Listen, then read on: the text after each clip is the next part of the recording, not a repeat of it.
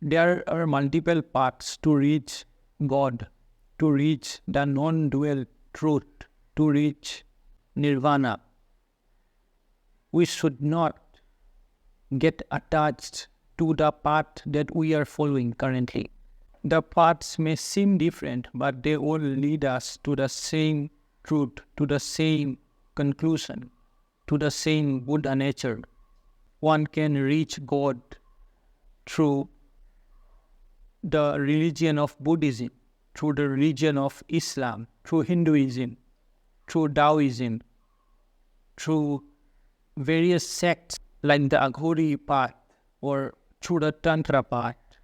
There is no reason to believe that one path is superior to the rest. As long as we follow our own path faithfully, we can reach God through our own path. But we should not believe that since we are following this path, only this particular path, our chosen path, is the correct path. This is a source of a lot of conflict. Just because we are following a path, just because we are Hindus or Buddhists, doesn't mean that people who are Christians or Muslims cannot reach the same God. They are following a different path. But if they walk the path correctly, they will too reach the same non-dual truth, which is the understanding that we are all one and there is no duality at all. We are all same part of that undivided consciousness, the Brahman. When we believe that our particular path is superior to some other path, what we actually believe is that since we are following this path must be superior to some other religion or to some other faith. Just because we follow this path, how does that prove that this path is superior? Whether or not a faith or a religion is superior is dependent on whether or not it succeeds in leading us towards God. We may follow whatever path, but if we do not reach God, if we do not realize, if we do not attain liberation, we have failed, irrespective of the path. Buddha attained nirvana, but that does not mean that every Buddhist will attain nirvana. But does that mean that Buddhism doesn't work? No. Buddhism works, and Buddhism can lead to nirvana. But what if we don't work towards it?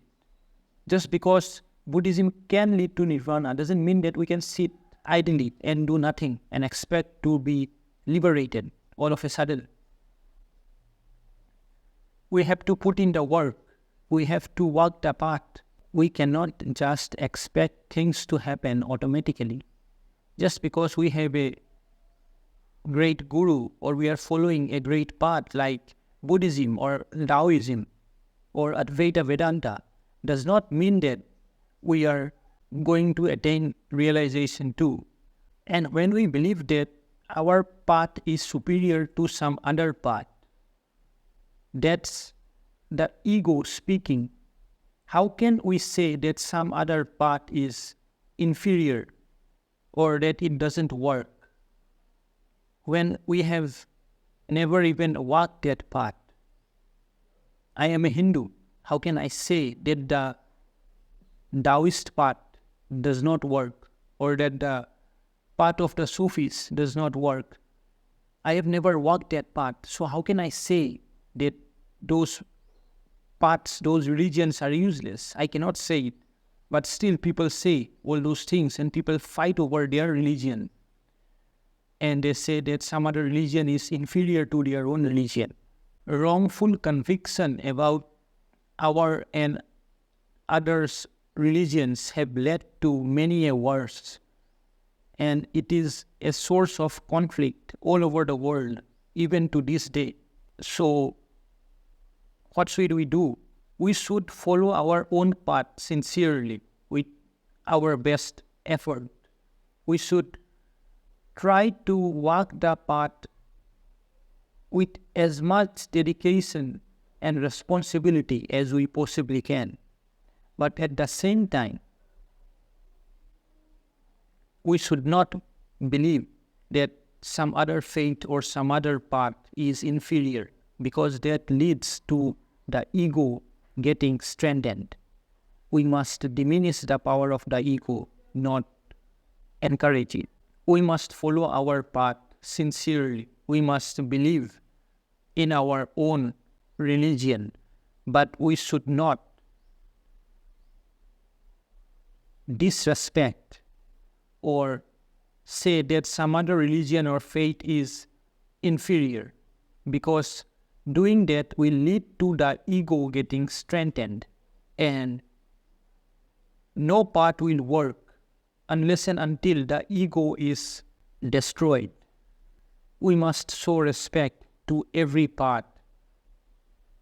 We must be able to criticize the harmful aspect of that path, but we should not merely say that some other path does not work merely because it is not our path.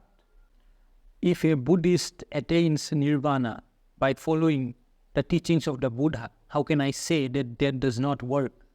If a Hindu attains moksha by pondering upon the teachings of the Gita, how can I say that it does not work?